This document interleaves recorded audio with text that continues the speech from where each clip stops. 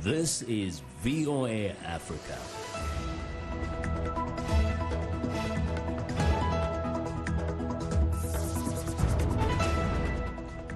Good evening, I'm Esther Githu. It's Thursday, November 7th. This is Africa 54. The Trump administration moves to cut trade benefits to Cameroon, citing human rights violations in the English-speaking region.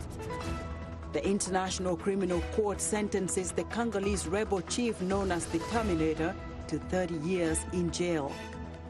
And representatives of Egypt, Ethiopia and Sudan meet in Washington to work out their contentious differences on the Grand Ethiopian Dam.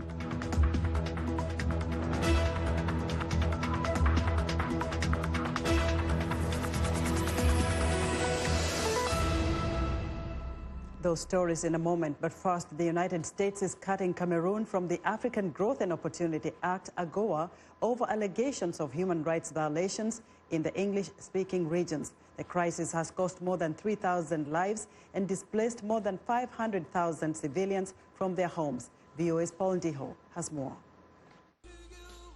In a letter addressed to the U.S. Congress on Thursday last week, U.S. President Donald Trump said the Central African nation of Cameroon has failed to address concerns over its persistent gross violations of internationally recognized human rights, allegedly committed by Cameroon security forces against the separatists in the English-speaking regions. Cameroon's long-time leader, Paul Biya, succumbed to pressure last month and called for a national dialogue to forge a way forward.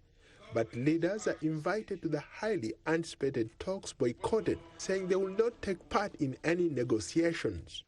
They were invited. Some of them didn't feel comfortable coming for reasons they know best. We wanted them to come and to take part in the discussions.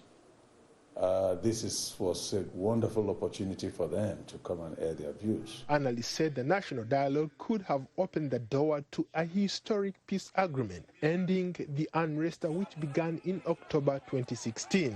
Clashes broke out in the following weeks. Some protesters were killed, hundreds were arrested and put on trial for charges carrying long sentences or the death penalty. Critics said the talks were not inclusive. I'm not satisfied with the outcome because, personally, what I hold so dearly, a return to a federation, was not one of the recommendations. But the positive I'm taking out of the dialogue was that it was very frank and very honest. For those of us who were in the hall, could tell you how honest it was. Political analysts say support for secession continues to grow as hundreds of thousands demand a breakaway state called Ambazonia. By 2017, newly formed armed groups were attacking army posts in the Anglophone regions. The army responded by burning down villages and shooting civilians. The root causes of the problems are not really addressed. The root causes of the problem is the form of the state. And if the form of the state is not really addressed, then we've not really solved the problem. But yes, we've come, we've talked, proposals have been made, certain opportunities also have been provided. President Biya has struggled to contain this unrest and rarely speaks in public or meets with his government, and is said to be spending months each year holidaying in Switzerland. Last month, his government announced that they would drop charges against 333 people imprisoned on trumped-up charges. I did not go to jail so that we could always steal the elections and have a single electoral code. No. I went to change that and fight for the happiness of all our children. I went to prison because I said no to the war in the Northwest.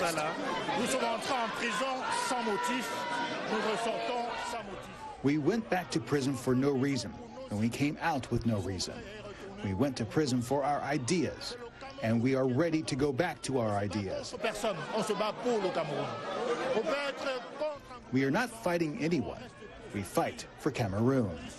You can be against a government, but you stay for your country. In what was seen as a positive move, Cameroon's long-time leader, President Biya, ordered a military tribunal to halt legal proceedings and the release of main opposition leader Maurice Kamto and other opposition figures who have been imprisoned for nearly 9 months.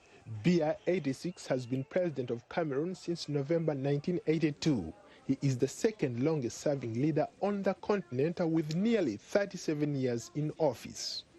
Paul Ndiho, VOA News. The International Criminal Court in The Hague sentenced former Congolese rebel leader Bosco Ntaganda to 30 years in prison Thursday for war crimes and crimes against humanity. Prosecutors charged that Ntaganda and the rebel group he commanded, the Union of Congolese Patriots, killed, raped and exploited people in Congo's eastern Ituri province in 2002 and 2003. During his trial, Ntaganda denied being a killer and a war criminal, saying he never attacked civilians and always protected them. ICC judges found Ntaganda guilty of 18 counts in July, including murder, rape, sexual slavery and enlisting child soldiers. The court said its ruling that judges determined individual sentences for each count, which, if added together, would total 218 years in prison. However, as presiding judge Robert Fremer noted, the court's sentencing guidelines provides limits to what can be imposed.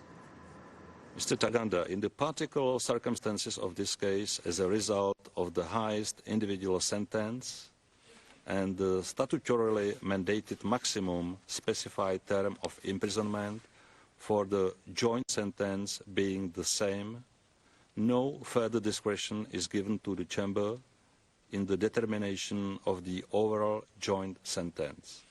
The overall sentence imposed on you shall therefore be 30 years of imprisonment. You may sit down now. Ntaganda, who co-founded the Congolese rebel group M23 in early 2012, has been in custody since March 2013, and that time is being deducted from the 30-year sentence. He remained at large for 7 years after his indictment was issued in 2006, and in a surprise move surrendered at the U.S. Embassy in Kigali, Rwanda, in March of 2013. Now, dozens of people were feared still missing on Thursday after an ambush on workers near a Canadian-owned mine in Burkina Faso killed at least 37 and wounded 60 in the worst such attack in the West African nation for years. Quebec-based gold miner Semafo said 5 of its buses with a military escort came under fire on the road leading to its Bongo mine in the eastern region on Wednesday. The assailant's identity was unclear, but Burkina Faso is struggling to combat rising Islamist violence in the remote eastern and northern scrubland areas. Wednesday's attack is the worst since jihadist groups with links to Islamic State and Al-Qaeda began targeting the landlocked nation with high-profile attacks in January 2016.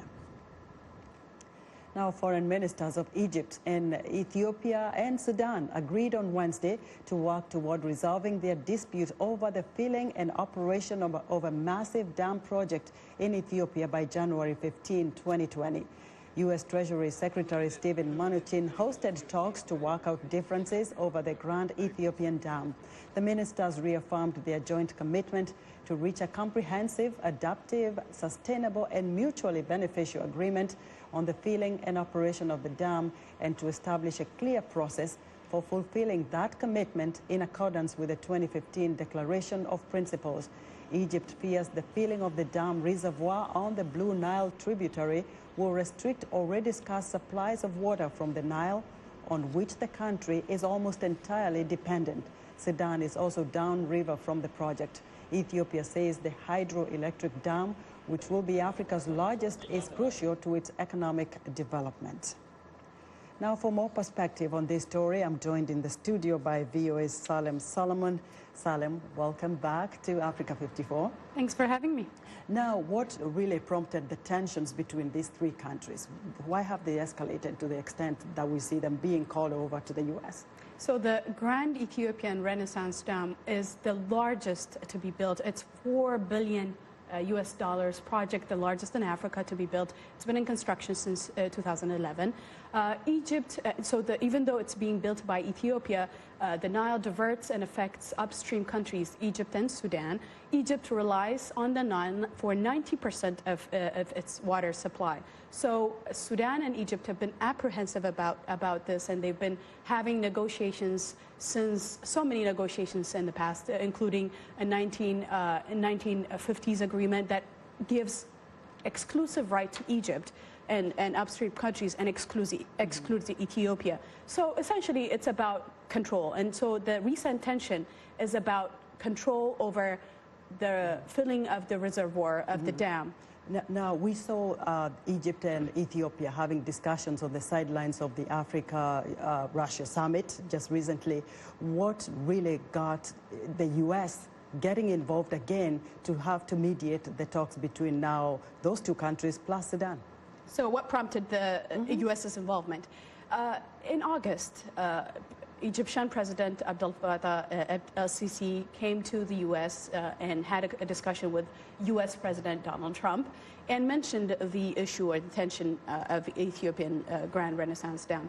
And President Trump assigned or talked to Secretary Stephen Mnuchin, and that's what we saw yesterday as a result of that. So the foreign ministers of the three countries, Sudan, Egypt, and Ethiopia, came and talked about the technicalities of this. So the consensus from yesterday's meeting is that, Trump tweeted saying it is one of the largest in the world, and that all the meeting went well. They met at the White House and later on at the Treasury. And the consensus from yesterday's meeting is that it went well, and in the coming months they'll have more agreement. But this is agreement on the technical aspects of the dam. If you can briefly summarize for us how important is this dam for that region? It's very important. So Ethiopia hopes to complete it by 2022, and it could produce 6,000 megawatts of electricity. Some could be exported. That's what they're envisioning. And Ethiopia sees this as a centerpiece for its economic and development and energy independence of the region. And so, but Egypt Egypt's picture is much more difficult because the country is already facing water crisis, and the Egyptian officials are saying 570 cubic meters of water per person per year right now. And hydrologists say that for a country to face water scarcity, it has to have 1,000 cubic meters per person annually. So they're below this, and they'll fight on this issue for a while. You'll follow that up again for us, Salem. Thank you so much. Thanks for having me. VOA's Salem Solomon talking to us here in the studio. Now, this study in the journal Nature tracing the origins of modern human life to Botswana has drawn mixed views from experts in the southern African nation. The study, based on genetics, points to human life emerging around the ancient massive lake in northern Botswana. But some archaeologists question the study findings. Mkondisi Dube has our report. The Makatikati Basin's dry salt flats stretch across much of northern Botswana. But a study by the journal Nature published in October says this area was once a lush wetland and the origins of the earliest humans. Local diamond miner Justice Modise is excited about the finding.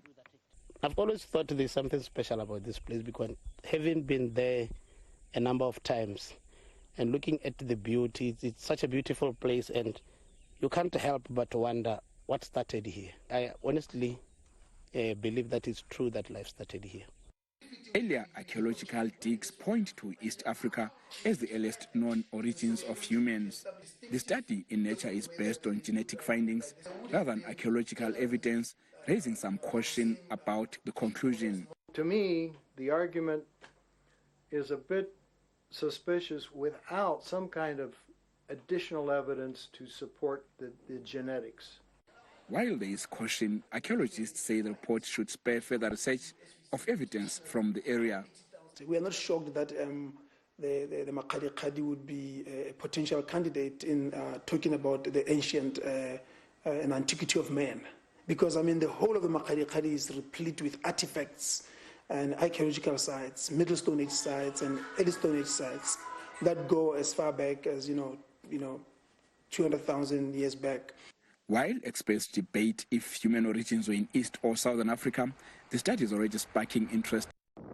Mkondisi Dube for VOA News, Makatikati Basin, Botswana.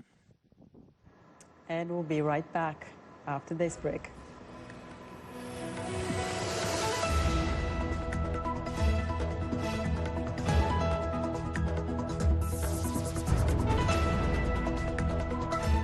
I am Sheikh Sali, host and senior editor of VOA's international call-in talk show, Straight Talk Africa. Today we'll examine the tobacco industry. We pretty much touch on anything that you can think of. Politics, health issues, human rights issues, you name it, we talk about it. The issues that we discuss are pertinent to most people on the African continent. A very, very rare and unique opportunity to interact with their leaders. The lyrics could be French, English, Portuguese, Bantu, Arabic. It is the beat. The African beat that counts. The beat does all the translations. It cuts across all languages and gives us the understanding that this is the African beat. It is so distinct and adhesive. It binds us together. African beat on the Voice of America. For more information, visit our website at www.voanews.com/AfricanBeat.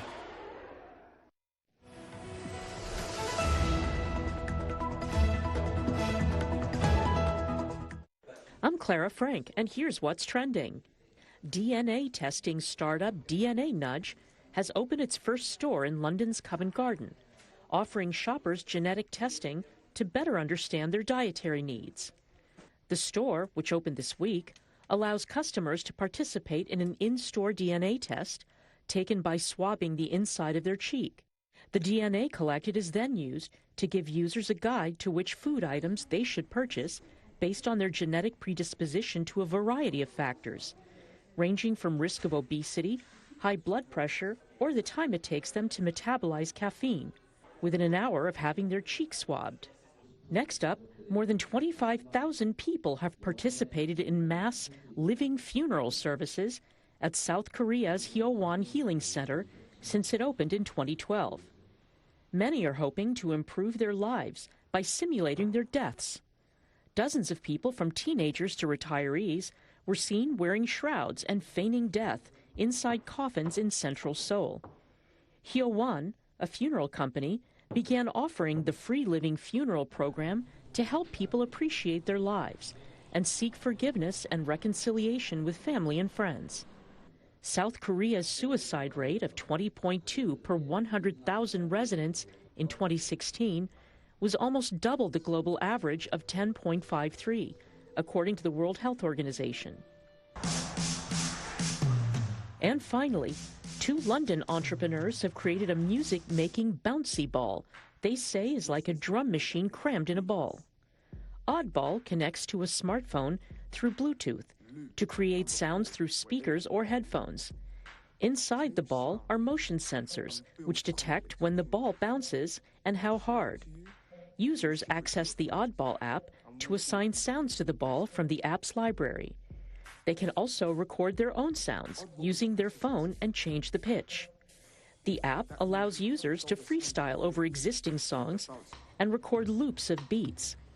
They can also add additional sounds to saved loops as they build tracks.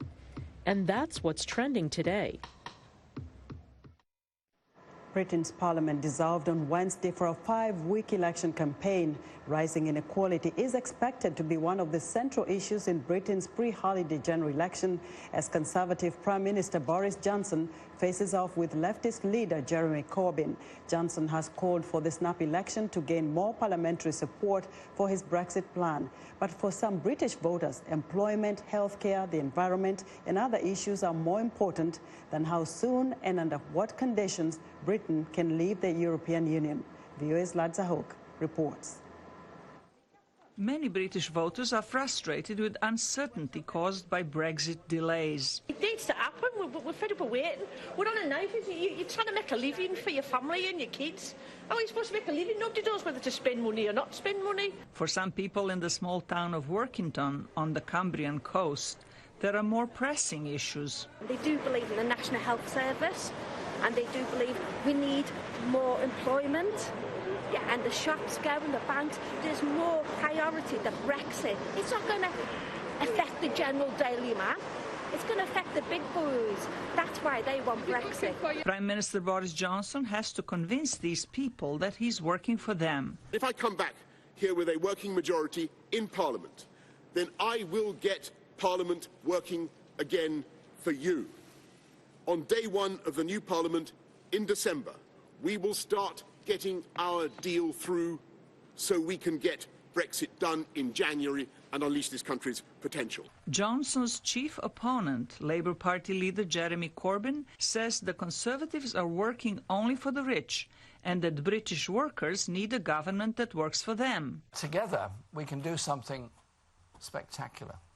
We can transform people's hopes by the inclusivity of our campaign and the determination, so that communities and people are not held back and left behind. I think it is time for real change. Opinion polls show Johnson well ahead of Corbyn, but the gap narrowed in the past few days. Brexit Party leader Nigel Farage says Johnson could have done more to secure a solid majority. I've urged Johnson and others to try to build a Leave alliance. I think if we got Conservatives, Brexit Party and some Labour figures together and formed a Leave alliance, we'd walk the election. But unfortunately, British politics is very tribal. On December 12th, voters in Britain will elect 650 new members of the House of Commons, one of the two chambers of Parliament. A party with 326 lawmakers in the Commons has the majority and forms the government. But if no party gains that majority, the one with the most seats can form a coalition with other parties to gain control. Zlatica Hoke, VOA News, Washington. U.S. Democrats are celebrating election victories in the states of Virginia and Kentucky that could possibly point to trouble for President Donald Trump and his bid for re-election next year. VOA national correspondent Jim Malone reports that suburban voters flocked to the Democrats on Tuesday, giving them an edge they may deploy against the president in 2020. Thanks to support from suburban voters, Democrats took control of both chambers of the state legislature in Virginia, a boon to the state's Democratic governor, Ralph Northam. Because I'm here to officially declare today, November the 5th, 2019, that Virginia is officially blue. Congratulations. Democrat Andy Beshear declared victory in the governor's race in Kentucky over incumbent Republican Matt Bevin. Beshear said he won with a focus on local issues, perhaps a lesson for Democrats nationwide.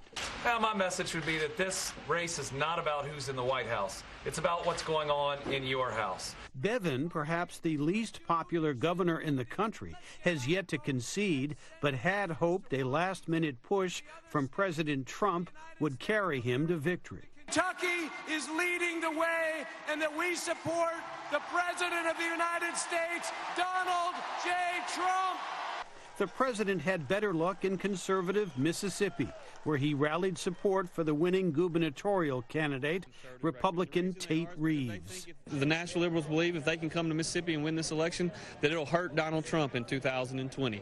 National Democrats were encouraged by the latest results, including party chairman Tom Perez. Yesterday's victory was a victory for all Democrats. It was a victory for, I think, our democratic values. And I can't say enough about the great work of all the partners in the ecosystem. Republican support among suburban voters was down in this latest round of voting, and polls also show the president is losing ground with independent voters as he looks ahead to next year's election. Trump remains intensely focused on his political base, says Susan Page. Maybe the biggest surprise of the Trump presidency, and I say that recognizing there have been all kinds of surprises, is that he has not, from the day of his inauguration, tried to expand his support. He has focused almost exclusively on fortifying the support of his core backers. Trump trails his main Democratic rivals in some new national polls, but does better in surveys of key battleground states that he narrowly won in 2016. Jim Malone, VOA News, Washington.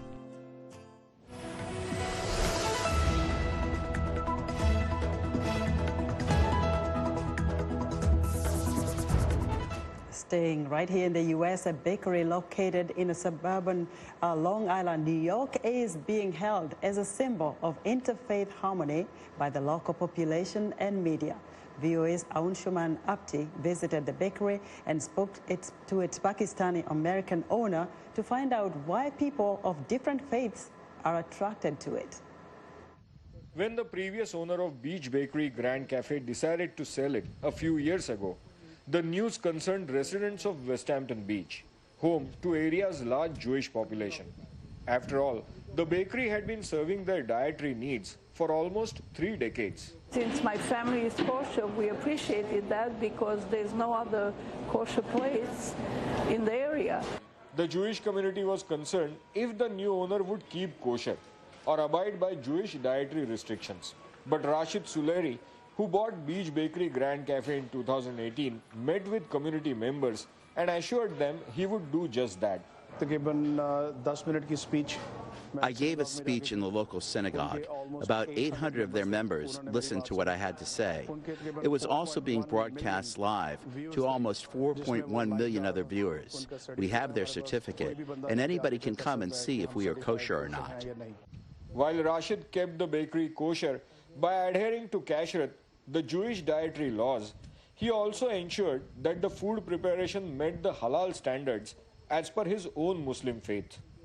The main difference between kosher and halal food comes from the way meat is handled and prepared. So we decided to get rid of meat from our menu. So when you are not serving meat, the dairy and vegetarian products, if they meet the kosher requirement, they are automatically halal. The other challenging thing was the alcoholic drinks. So we decided to get rid of them too. After the changes, along with its large Jewish customer base, the area's Muslim community started visiting the bakery in large numbers. When my kids heard about this place, we felt that we should all pay a visit. Most of the stuff that's here, you can't find it in a lot of the places. It shows the open-mindedness of this community. They meet each other and have conversations. They try to understand each other. And that's why the bakery is well regarded in this community. With its kosher and halal food, the Beach Bakery Grand Cafe has become an example of religious integration in Westhampton Beach area. But for owner Rashid Suleri, like any other popular eatery, the mouth-watering food is the best reason to visit his cafe. Anshman Apte, VOA News, Westhampton Beach, New York. Looks very yummy. I think I'm going to head out to New York for that. Anyway, that's our show for today. Be sure to watch Africa 54 on our website at voaafrica.com. From all of us here in Washington, have a very good evening.